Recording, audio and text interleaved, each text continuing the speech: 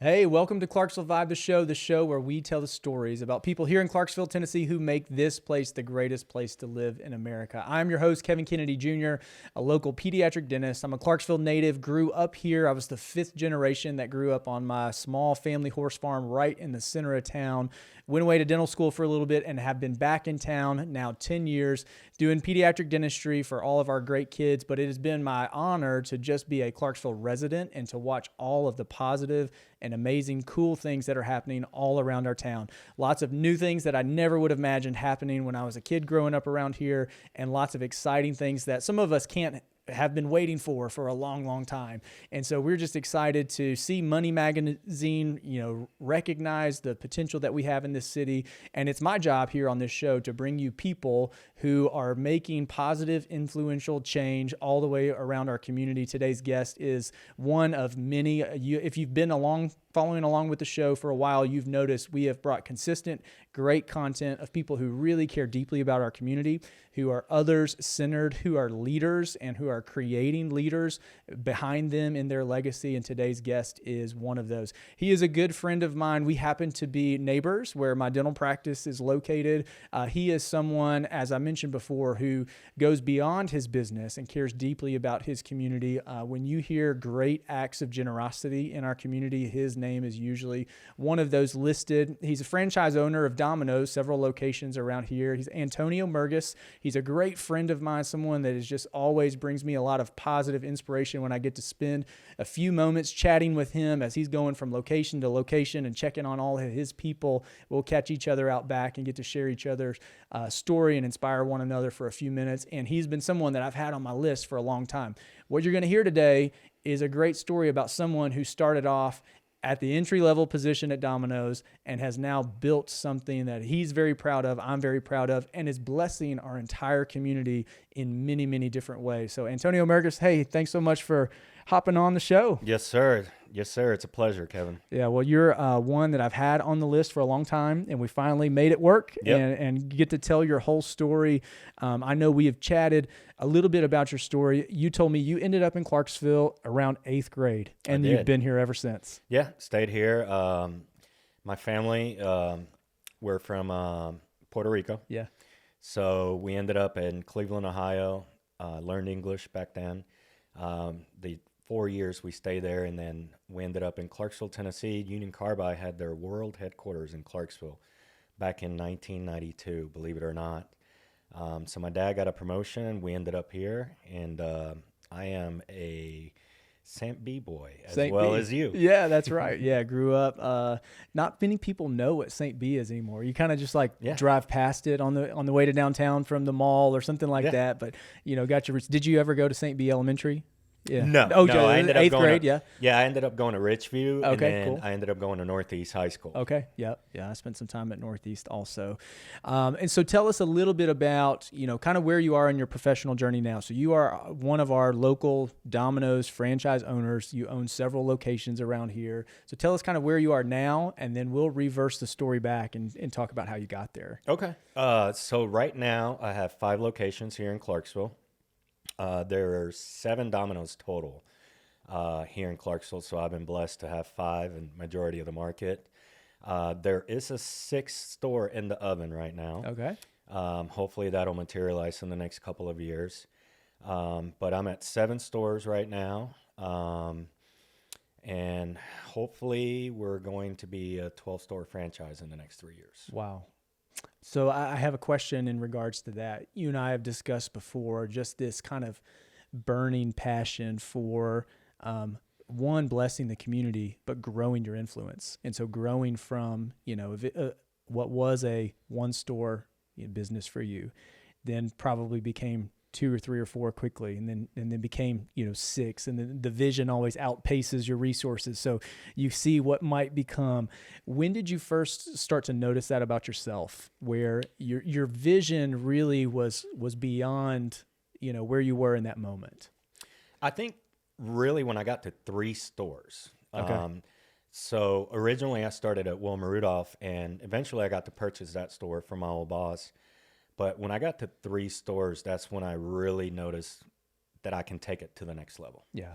But 3 stores was the hardest time of my career. Really? Yes, because you got to wear so many hats. Yeah. You got to be the owner. You got to be the supervisor. You got to be the marketing person. Yeah. You got to be the shift runner. You know, I was taking your order, making your order, and delivering your order. Yeah. I call it the trifecta. Right. I've done that so many times. Yeah. And, you know, and that was the toughest part of my career, but that was like the blessing. Yeah. Because I saw, okay, I can really take this to the next level and really make an impact in our community. Wow. Yeah. That's interesting because from the dental practice side of things, I have heard that the owners of 2 or 3 locations have the hardest job because you're not quite big enough to really scale and start empowering other people, yet you still kind of have your hands in too many things. And one location, you know, those are the good old days. And then you get above that and you're like, oh, okay, I can regain parts of my life again. So it's interesting to hear you share that. What was your first job with Domino's? Was it there at the Wilma Rudolph location? Yeah, it was. Okay, It nice. was. I got dropped off by my dad August of 1998. Yeah. I didn't have a car or anything. All my friends worked there. I was going to Hopkinsville Community College and had a bunch of buddies that worked there, delivered pizzas, made pizzas. They say, hey, you need to come get a job here. Yeah. You know, and I had done pizza through high school and in my first year of college. And when I got hired at Domino's, it was just the concept of it was easy for me. Okay. So I had worked at places where you had to make your own dough, grind your own cheese, cut your own veggies. And when I got to Domino's, the prep work was just, you know, everything just, you get 3 deliveries a week. So everything comes fresh. Yeah. Everything comes ready to go. So it was eye-opening for me how I could make money. And it became, you know, it was so easy to make money. And I was like, I can't believe I'm getting paid for this. Yeah. Very cool. So tell us a little bit, when you remember making one of your first deliveries, like on that side of things? God, other than how many drivers I pulled out of y'all's farms on P Ridge. Several drivers I had to pull out from there. There's a good ditch along Sequoia Lane and P Ridge Roads, which I know very, very well because my dad stuck me out there on a weed eater. And in fact, every summer, we're recording this in summer 2023, but when it gets really hot, I make a joke to my team. I'm like, man, I'm really glad I'm inside and not on a weed eater from that ditch. Yes. And so, yes, we used the Wilma Rudolph Domino's quite a bit. I still have the phone number memorized to this day because, you know, back in 1998, 2001, 2003, that's when you still kind of manually entered in the number. So that number is still stuck in my head. And thankfully, you know, my parents allowed us to survive on a lot of Domino's. Of course, we didn't know each other at the time. Right. But there were some drivers that got stuck in that ditch. I do remember that. Yep. And you probably pull a few of them out. And that was back when I was manager, you know, and that's the store that I ran and I made my name at Domino's. And that's where it all started. I managed that store for about 6 to 8 years. So that's when I started building a lot of the relationships in Clarksville. Just as a manager, I always had the give back. Yeah. And I was always involved, always trying to get the name out there, get myself out there wherever I can. Yeah. So that does lead to an interesting question because you say, you know, in that 3 location model, you know, marketing is a big job of yours. And then, you know, part of me wants to say, well, doesn't corporate do that for you? You know, you see this big brand, and at that time it was like Domino's Pizza was the brand. Right now it's changed. But how do you feel like your pulse on the community and your commitment to the people in this community really made a difference for the individual locations because people knew you and you valued the people that you were trying to serve? Yeah, I mean that's always been kind of my theory growing up in the business. Yeah. I've always believed that when you take a brand and you put a local face to it, it just creates this big monster, and you can take a brand and take it to the next level. So I've always believed in that, and that's the biggest struggle I face still to this day. You know, I've been 25 years in the business, and you know, a lot of people don't understand that Domino's is locally owned. You know, and the dollars stay here in the community. You know, I reinvest a lot of our profits back into the community, but you know, that's to this day, that's what I work the hardest at in my business is letting people know, like, hey, we're local. Yeah. you know, and I want to put a face to the business. And, you know, I think over time I've done a really good job of creating that around town. Well, and I think as a citizen's perspective and someone who tries to pay attention to the local business community myself, you know, what I've heard of is people can count on Domino's when it's needed. When there's a school whose maybe cafeteria unexpectedly shuts down for the day, they know we can call Antonio, and Antonio's going to, you know, pun intended, deliver, you know, what we need to make happen to make sure our children are fed. When there is a big community event and we need to know, can someone pull off this quantity of pizzas and have it here and it be reliable and help us do this nonprofit event or whatever, we know we can call Antonio, and Domino's is going to make it happen because of Antonio.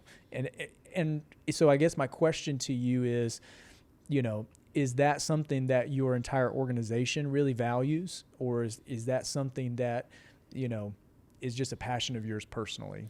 Well, personally, for me, it's been a passion, but we trickle that down to the last employee. Everybody that works for me knows there's going to be a lot of times where we do things for free. Yeah. So my people have championed that belief, and they're passionate about it as well. Yeah. So my managers really enjoy that. They want to be a part of it too. Mm-hmm. So that's something that we really, it's taken time for them to understand, but to this day, after so many years, they know what month, what we're doing. Yeah. It's part of your DNA. Yep. Yep. What was one time at any point in your career where you felt, or somebody came to you with an ask and you were like, ooh, that's a good one. I'm going to say yes. I'm just not sure how I'm going to do that yet. There's been many of that. The scariest moment I had in my career is several years ago. So Domino's has a school lunch pizza. Okay. Where it's got the ingredients to be able to sell in the schools. You got to meet certain guidelines of nutrition. So we actually do have a pizza for that. Okay. And there was one time I get a call from corporate, and they say, we're sending you the ingredients, and I need you to send these to central office for Montgomery County school system. And this is back when I was at 3 stores, and I'm sitting here and I'm making these pizzas, and I'm like, I think at the time there might have been like 35 schools. Yeah. And we were really close to getting that bid. And I am so thankful we didn't, because we wouldn't have been able to handle it. Yeah. Like, I mean, the volume was too high. The volume would have been too much. Yeah. And they tested that product. I made pizzas for the school system probably about 6 different times. Okay. And eventually they decided to keep it in-house. Yeah. So internally, without telling anybody, I was excited because I was so nervous. Like, I was like, how are we going to handle this? You know, you're talking about 35 schools eating lunch at the same time every day, Monday through Friday. Right. That was the one that sticks in my mind to this day. Like, I'm no, like, no, thank you. Like, I love you guys. Yeah. And you know what? I did get a call one time from the school system where their cafeteria shut down, and they just called me. They knew. Yeah. And I said, let me know. Yeah. You know, I will pump out as many pizzas as I can, as fast as I can, and we'll deliver them from every location. And we were close. I called in a full crew. We were ready to go. And at the last minute, things started working. Okay. But, you know, I think over time I've been dependable to the community. Right. There's been a lot of times where we come through when other people couldn't come through. Yeah. You know, and that's just, there's a lot of things that happen behind the scenes to make this community work. Yeah. Well, I notice you go to a concession stand at a high school football game and they're selling slices of pizza, and usually it's Domino's. You go to an Austin Peay football game and you get a slice of pizza or a mini pizza or whatever, and it's Domino's. And I think that's just a testament to your leadership and also your vision, your leveraging relationships, is that you are troubleshooting things with the resources and you know, maybe some of the technology of a corporate office pushing you forward, you know, helping you along the way, but you've never made it about just Domino's and then you retreat back into your hole. Like, you're at the events, you're putting your face out there, you're shaking people's hands, you're knowing when you say you can count on me, we know we can count on you. And so, I think Clarksville is blessed to have franchises such as Domino's that serve such a critical role in producing high volume food for all of our citizens, to be led by people of integrity and honesty and vision like you. So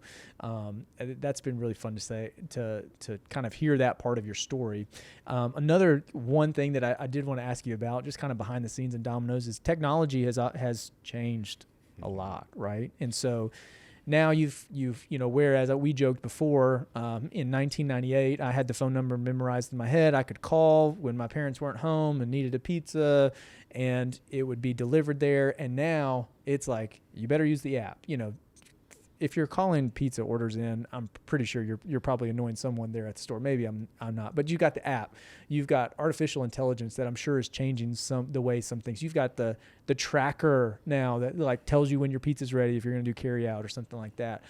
How does technology change, and how much technology is out there that's being tested by Domino's right now that we don't get to see yet as end users? I know we can't get the details of that, but no, I'll share as much as I know, because obviously they don't share as much as we want them to. Yeah. But AI is a thing. Yeah. And it scares me. I don't want it in my restaurants, just to be honest with you. But there's a lot of people testing it, but we've done different things with AI, but technology is the number one expenditure that Domino's spends on. Really? Yes. And I want to say we're the leader in technology, and we're always testing new things. We're ahead of the curve. I mean, now you can see your driver. Now we got GPS where it's just like Amazon. Like, you could see your driver live. You know where he's coming. And when your order's coming. We got a new platform launching next week, which is even going to enhance that even further. Yeah. But to go back to online, we're on the eve of 90% online sales. Wow.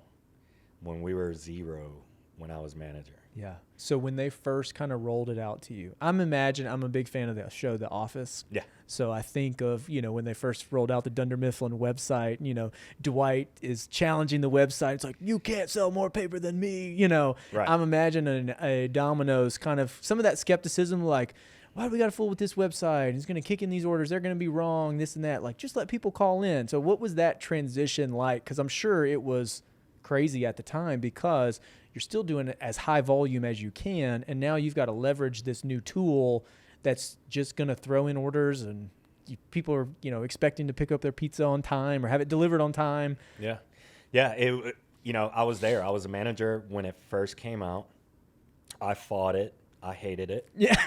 I mean, I knew the old system like the back of my Yes, hand, and right. We were very successful. But a funny story: the first thing that came out was a tracker, and that was back in 2004. Oh wow! So That's the a long time tracker ago, actually would tell you when your order's been delivered. So the funniest story is when the tracker came out, which is everybody knows about the tracker now. So when I first got the new POS system, we would cheat our service times. If you're in the restaurant business, you want the best times you can. So the one thing that the hardest learning lesson when technology came out, we would check that driver like delivery complete, so we could move on to the next. And the customers start calling us back, complaining. Yeah. Hey, where's my order? It says it's been delivered. It's not here yet. Nope. Yeah. It's on the way. Keeping you honest. Oh, and that was the big transparency. That was the first thing that came out, that okay, we got to be honest with the customer. Yeah. I like this. At first I hated it, but once we got used to it and the customer knew, the customer satisfaction just went through the roof. Wow. Because they saw every step of it. They even tested cameras where you can see your pizza being made live. That didn't go so well, so they went away from that. We found out the customer doesn't want to see their pizza being made, but what's a crazy metric that you watch really closely in your stores right now that you would think the general public doesn't know too much, like doesn't know that you're keeping up with is it efficiency initiative for your team? Lots of efficiency, but logistics is the name of our game. we're delivering. Yeah. So sending out deliveries and the mathematics that go into running a restaurant is beautiful. Yeah. Like, I love math. It's a universal language. So that was always my go-to subject in school. But being able to logistically service a night rush is something that I'm always looking at service times. I'm always, there's lots of metrics that I'm looking at, and a lot of behind the scene things that go into running a restaurant. Yeah. That people just don't think about. We got to have deliveries on time. We got to have orders on time. We got to have product. Yeah. During COVID, we went every truck. We didn't know what we were going to get. Wow. So you would order all these groceries, and you might get half of it. Yeah. Yeah. And then you were like, okay, so what do we do now? Yeah. So we spent the last 3 years moving food from restaurant to restaurant based on volume. But we look a lot at customer acquisition and retention. So first-time customers making an order from that store. Yep. And then how many times are they redoing it? Because it is, it's reliable. It's fast. I'm looking at reliability. How fast can I get it? If it's going to be 45 minutes when I need it versus 20, that affects how my family functions that night. And I think you seem to have a pretty good pulse on that. Yeah, you got to be dependable. Yeah. And during COVID, we lost that dependability. I'm just going to be honest with you guys, because the sales volumes came in so hard and so high that, and not only that, people were getting checks and going home. I had so many employees say, "Hey, boss." Oh, yes. Correct. And I'm like, $4,000 ain't going to carry you far. And they're like, "We're going on vacation. I'll worry about that when I get back." That's right. Yeah. And so we were doing probably twice the amount of volume that we were accustomed to with half the amount of people that we had before. Oh, man. I remember you telling me this, and I'd love to hear you expound on it a little bit more. But I think one random question I asked you during that time was like, what's one thing that surprised you? And you're like, man, desserts are going through the roof. Everyone's ordering dessert. Desserts, chicken wings. Yeah. But our item count, so an average order would carry about 2.2 items. Okay. Before COVID. During COVID, and it's still maintaining. Okay. Is probably about 3.8. Wow. So that's almost double. Yeah. It's like a point and a half for sure. And desserts just went through the roof. Yeah. Like, they became gold. Yeah. And everybody wanted desserts. Everybody wanted more items. And people started buying and saving food and actually eating leftovers. Yeah. Because you knew, like, hey, if we're going to leverage this technology to get this delivery, like, we're not going anywhere. What is dinner tonight? We'll have leftovers for lunch tomorrow because I'm not going to work, you know? Wow. Yeah. So COVID was a learning lesson, and I think a lot of restaurants and a lot of other industries have learned a lot during the pandemic, to where, we've adapted, and it's definitely changed, everything. Yeah. What does that look like as a franchise owner with a big national brand that you're representing, seeing the changes that are coming towards all restaurants, whether that's sit-down cafe-style restaurants or, fast casual, or the strictly locally owned, small restaurant? What changes do you see post-COVID that you feel like are here to stay? So, this is something that I strongly believe in, and COVID has changed a lot of things. So in the restaurant business, whether you're local, whether you're a chain, whether you're, if you're in business, you experience the same things we have. But during COVID, 2021, the wages went up. That's when we were all fighting to keep employees. Yeah. And, I told all my employees, it's a good time to be a 16-year-old. Yeah, that's right. Yeah. And so in 2021, the labor went up. 2022, the food costs went up. So the food basket went up probably close to 20%. I think it was around 19%. So every restaurant got hit with increases, not only on labor, but on food. So, an average business is a 10% profit margin, okay, just like most businesses are. Our costs went up about 7.5%. So margins were just tight. You know, so that was the biggest challenge, you know, and unfortunately I fell victim of it. Yeah. You know, we had to do price increases, you know, and that's what restaurants are facing and consumers are facing is everybody raised their prices, right? So what's happened past COVID is like people have told us we're not going to pay this much. So the sales have actually gone down and people are actually starting to buy less. Yeah.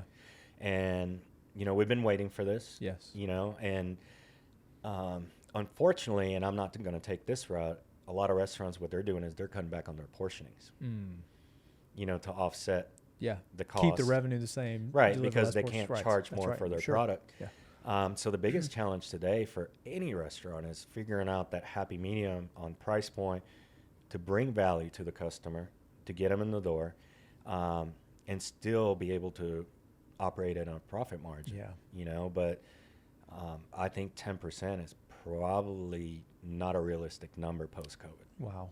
Yeah. Well, that's a lot of insight, both with decades of experience, and then you've been right in the middle of it.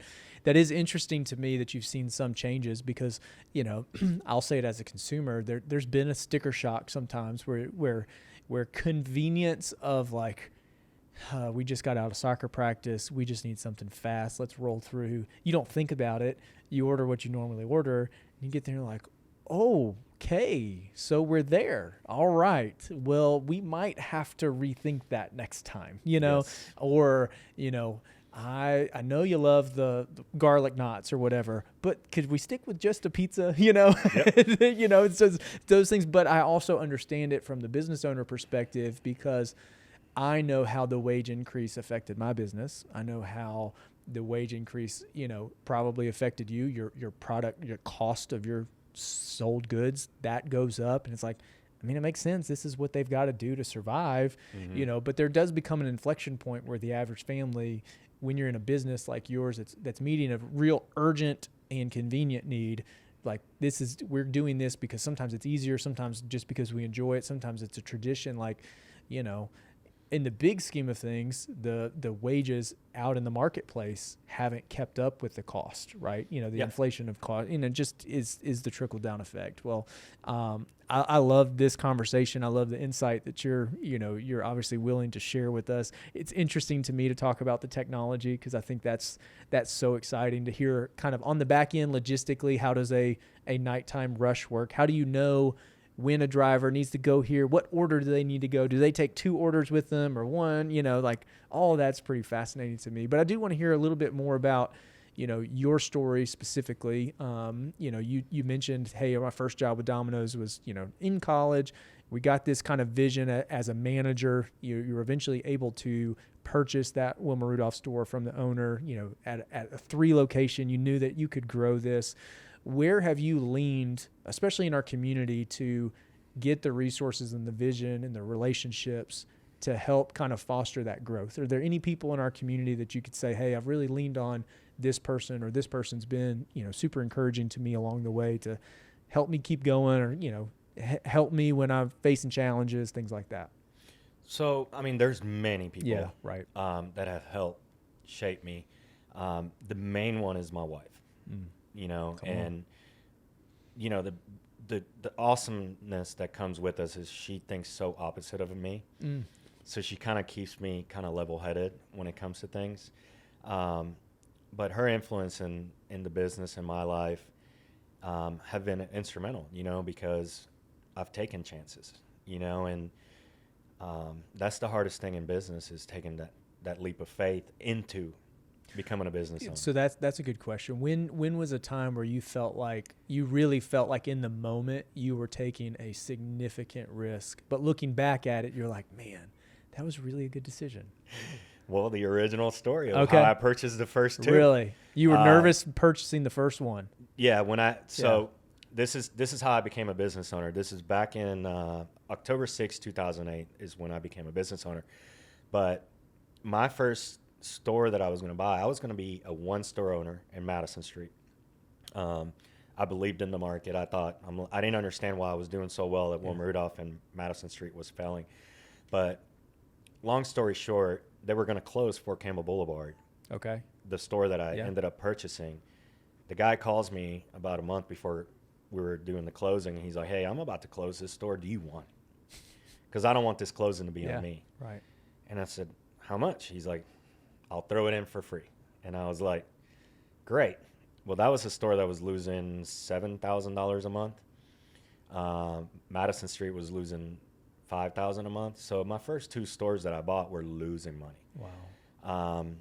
We had gotten to be qualified to be an owner. You got to have 50,000 liquid cash to be an owner. And my best friend's mom loaned us the money. Wow. So we could do this. Best friend's mom. Yeah. What a friend. Yeah. Which, I mean, he is my business partner. Yeah. So we went in, we talked about it for years. Like, hey, we need to go on our own. Yeah. We need to go on our own. So what was available is 2 stores that were just completely hemorrhaging cash. Wow. So we literally had 6 months to make it or break it, because I'm not supposed to be standing here today. 2008, Domino's was about to become non-existent. We were closing stores at a rapid pace. And we were about to go away as a brand. And, but I believed in the Clarksville market, and I was like, hey, I can do this. I'm doing this a mile down the road. Why are we failing here? Yeah.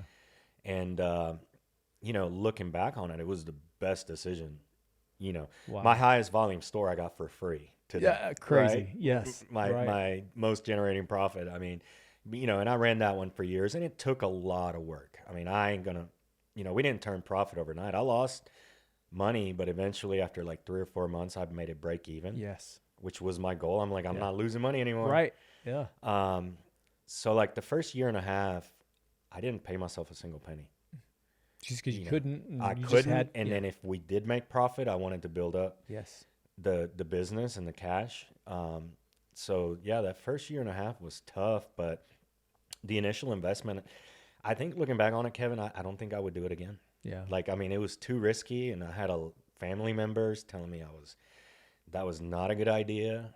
My family wouldn't even back me. I offered them the 49, and they're like, nah, we're good. Thanks, so guys. every Thanksgiving now we talk about, man, I should have done that. Yeah. And I'm like, yeah, but interesting. Everybody would today. Sure. But, and everybody wants to have success, but how to get there, the work that goes into it is just so hard. I mean, there's a lot of hours, a lot of time I miss with my son. My oldest son is the one, I think he's the one that paid the price the most, because he was so young and I was working so much that, I got to miss out a lot on him growing up. And, that's the main regret I have in all doing this is, I lost some time. Yeah. And you'll never get that back. Yeah. So what would you say to the 30-year-old who's, newly in the business, kind of feeling the pressures that you were feeling at that time? But I think all, parents who are operating businesses or have, really high responsibility jobs, like we feel this tug of, I know I got to do this to make this work, but I'm missing this critical time. You've transversed that season, right? And now your oldest son is, how old is he now? 19. Working at Domino's. But you still kind of have a emotional tug towards those years of that time that you couldn't get back. So what would your advice be to a younger business owner in any industry that is feeling that tug of home and business, and how do I navigate this pull between the two? I mean, the main thing is control what you can control and let go of every single detail. That's the hardest thing for me to let go of, was the day-to-day detail that goes into the operation of the restaurant. And I could have let go of that a lot sooner than I did, but when it's on you, it's a little bit different. It is. And you've not really overcome enough challenges to know that you can let it go, and I think that's one thing that I'm starting to learn more. And it's not that I don't care, that's also hard to communicate to your team sometimes. It's not that I don't care about these details. It's that I care about other things more, and I may need you to step into this area and not, put my brain in that space, because I want my brain at home, or I want my brain moving us a step forward, this detail of how it's going right now, like it would be such a blessing for me for you to take ownership of that and figure it out so that we can advance our mission and achieve our goals, but I can be present when I go home. Yep. Yeah. And that's the one lesson that, you know, if I was to share with, you know, any business owner today is I found out, you know, when I got my 4th store, that's when I was able to pay a director of operations, which is a supervisor. Okay. Yeah. And I was able to take a step back. And actually, my employees kicked me out of the restaurant. Yeah. Don't come in here anymore. They don't tell us what to do. Yeah, that's right. And what I realized once I got that 4th store, that I was my biggest obstacle in my business. And do you know how crushing that is for me right now? That like, is. I am a single location solo provider hanging on by my bare knuckles, trying to like serve our community and do everything. And literally, I've got so many people saying, you're the one that's holding everyone back. Mm-hmm. And I know it's true. And then I'm just like trying to let go of it and trying to get beyond it.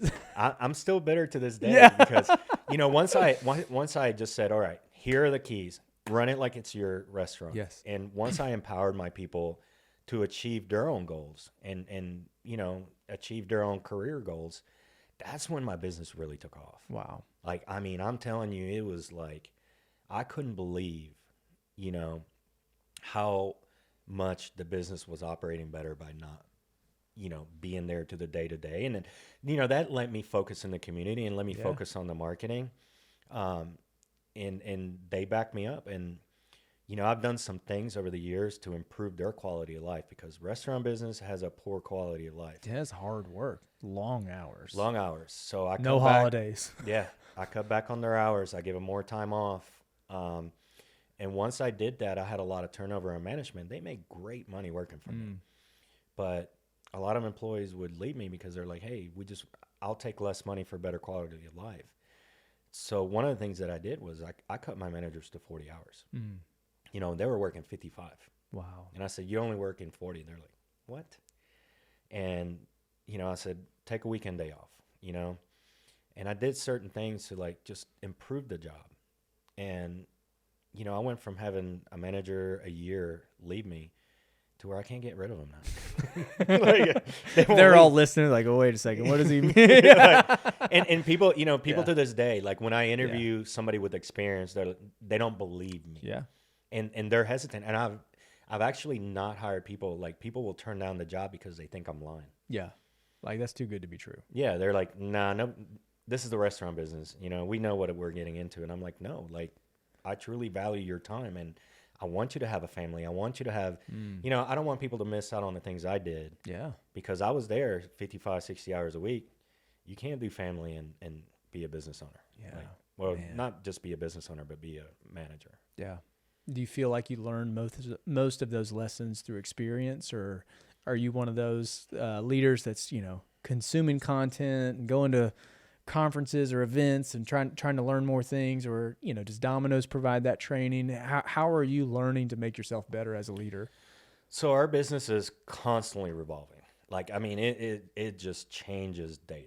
Yeah. You know, so staying in the know with corporate, but a lot of it is trial and error, you know, and just trying new things.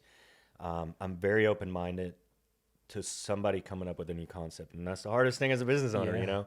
We want every idea to come from us, but, you know, I empower people to come up with ideas to better the business, you know, and I try everything. And if it works, we implement it. If it doesn't, then we just try something else. But staying in you know, this current environment we're in, everything's changing so fast that you have to, you know, listen to podcasts, see what other people are doing, understand other people's struggles. You know? You got to listen to the wins, but you also got to listen to the losses. That's too. right. Yeah. What is it about Clarksville's community now that gives you the most kind of belief in its future and like your ability to continue growing your organization to reach your, you know, what'd you say it was 12 store goal, you know? Yeah. Like what is it about Clarksville that has made you stick around and be committed to this city? Well, I am homegrown, but what I really enjoy about Clarksville is the diversity.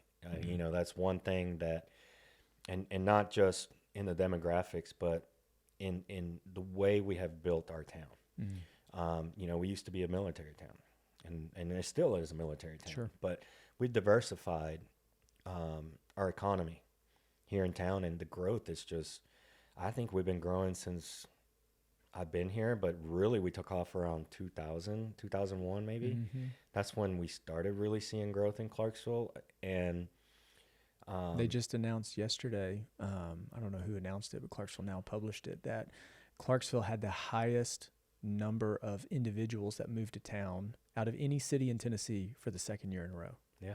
More than Nashville, more than Knoxville, more than Chattanooga, more quantity of people either moved here or were born here than any other city in Tennessee. Yeah. It's just so many good things about Clarksville. We're close enough to Nashville. That's right. Number one. So it's still a better commute than, I mean, I think we're closer than Hendersonville now, you know, based on traffic. Right. But, you know, we're close enough. It's still very affordable to live here, you know, and it's a good mix of businesses. I'm excited about the new concepts that are coming in. Absolutely. Like I'm ready for it. Yeah. You know, but Clarksville is just unique, and it's got its own economy, you know, and you know, we got so many things going on downtown. We got Austin P, you know, we have a college here, you know, we have the business park, you know, then we got all the commuters from Nashville now. Sure. You know, like I mean, those are my neighbors now, you know, living in Sango. Like, it's like everybody works in Nashville. I'm like, oh, okay. But how often are you paying attention to like neighborhood residential development around here? Because that's your business, right? You like, you want to know where homes are being built, where new things are being added, like where population density is changing in the community. Yeah, that's very important. So we fortressed Clarksville years ago. Okay, it started in 2015 when I built Trenton Road. Then we built the one by the Wilma Rudolph Event Center on Highway 48. Yeah. So Domino's went from 4 to 7 locations. We expanded and we fortressed. We used to call it fortressing a community, but that fortress is no longer exists. It's gone beyond that. It's gone beyond that. Wow. So yes, paying attention to what's happening, where the growth is happening. You know, I mean, there's a lot of things changing and where those houses are being built. Yeah. Because as much as I like to say I'm servicing the whole community, I'm not. You know, and there's still houses out there that can't get delivery, can't order online. Or the wait's too long compared to another option that's closer. Yeah. Right. Yeah. Yeah. Wow. So, and then, you know, keeping up with our volume too. One thing about COVID that happened was we outgrew our efficiency. Like we couldn't do any more. We were at full capacity. Yeah. Right. And it's hard to tell a customer like, hey, I know it's 45 minutes wait, that's right, but I'm really pumping 400 pizzas an hour. You know? Oh my gosh. Right. But it's still taking me 45 minutes. That's and, right. you know, a consumer doesn't want to hear that. No. And they don't understand that. No, we don't. You know, so yes, we're looking at ways to make it efficient. Yeah. And even better. That's something that I'm constantly looking at. And that's where I'm looking at 1 possible 2 new locations that I think could be viable here in our community. Yeah. So that would put us at 9 Domino's in Clarksville. I mean, who would have thought that? It's crazy. Yeah. Yeah. Yeah. From pulling drivers out of the ditch on Pea Ridge and Sequoia Lane in 1998 to now looking at potentially 9 locations, you know, a few more in your overall organization, lots of leadership lessons along the way. And certainly what I value most is your commitment to the people and the citizens who have no idea that there's an Antonio Murgas behind the scenes who loves this city deeply to his core and is wanting to make a franchise like Domino's a blessing to its people. I know that you've been a blessing to a lot of people for many, many years. So thank you for everything that you've done. This has been a really fun conversation. I think we got to cover a lot of cool stuff. Yeah, you know, got to hear your story a little bit. Also, you know, got some leadership nuggets, some organizational nuggets from you, and then got to peek behind the scenes of a major operation, right? See how it's changing, how it's going to change again in the future. This has just been real fun overall. So thanks for your time today. I really appreciate it. Thanks for having me. Yeah, it's been a fun time. Well, hey, if you made it to the end of this show, thanks so much. I know you found incredible value here in Antonio's content that he shared with you today. Go ahead, download the app, make an order, say thanks that way. You'll be one of the 400 in an hour, realizing all the efficiency that's pumping out through our Domino's all over town. If you see him out in the community, make sure you say hey. Make sure you tell him that you heard this episode, that you were blessed by what he shared, and who knows, we may get him back another time and share more of that behind the scenes journey that really should be an encouragement to us as parents that we can give to our kids, that you can, through hard work and determination, a little bit of risk here or there, really build something that you're proud of and that can be a blessing to our community. We really appreciate you joining in on this Clarksville Vibe online community. We'd love if you would share the episode with someone, leave us a rating, a review, some feedback. We love to hear you when you see me out in the street, coming up and saying that the podcast has been a blessing to you. That's really something special. So thanks so much for joining us. Go back, listen to some more episodes. Other than that, we'll catch you on the next episode. Thanks so much.